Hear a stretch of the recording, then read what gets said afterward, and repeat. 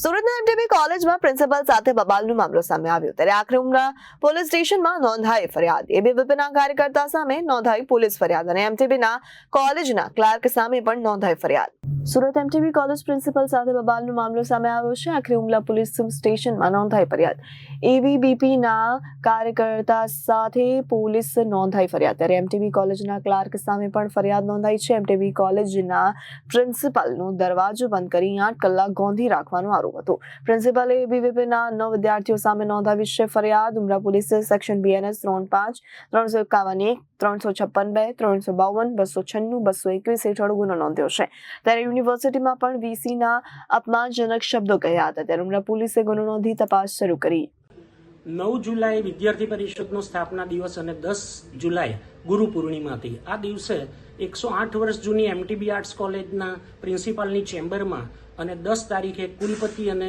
રજિસ્ટ્રારશ્રીની હાજરીમાં જે રીતે એક અધ્યાપક સાથે, હું મારી વાત ભૂલી જઉં છું, એક અધ્યાપક સાથે જે પ્રકારનો વ્યવહાર આ વિદ્યાર્થી ગુંડાઓએ કર્યો એ કોઈ પણ સંજોગોમાં અધ્યાપકે ચલાવી લેવો જોઈએ નહીં. જો આવું જ થશે તો ભવિષ્યની અંદર અધ્યાપકો સામે ધમકી ઊભી થશે. એટલા માટે મારે ફરિયાદ નોંધાવી પડી છે. શું સજા થવી જોઈએ? આમાં જે કલમો નોંધાઈ છે એમાં ઓછામાં ઓછી 3 મહિનાની અને વધારેમાં વધારે 2 વર્ષની સજાની જોગવાઈ છે. મને કોર્ટ પર અને પોલીસ પર સંપૂર્ણ ભરોસો છે અને આમની સામે જે પ્રકારના પુરાવાઓ છે એનાથી ચોક્કસપણે આ સાબિત થશે અને હું માનું છું કે એમને સજા થશે જ. Bureau report Janadesh news Surat.